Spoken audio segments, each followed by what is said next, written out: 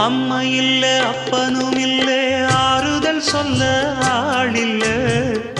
ஆசைப்பட்ட வாழ்வும் ஒண்ணு அவளுக்கு இங்கே சேரல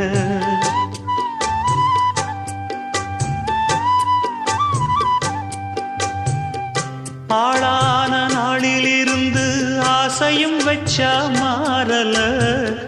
அந்த கதை பாதியில் முடிஞ்சு போனதையா தேரல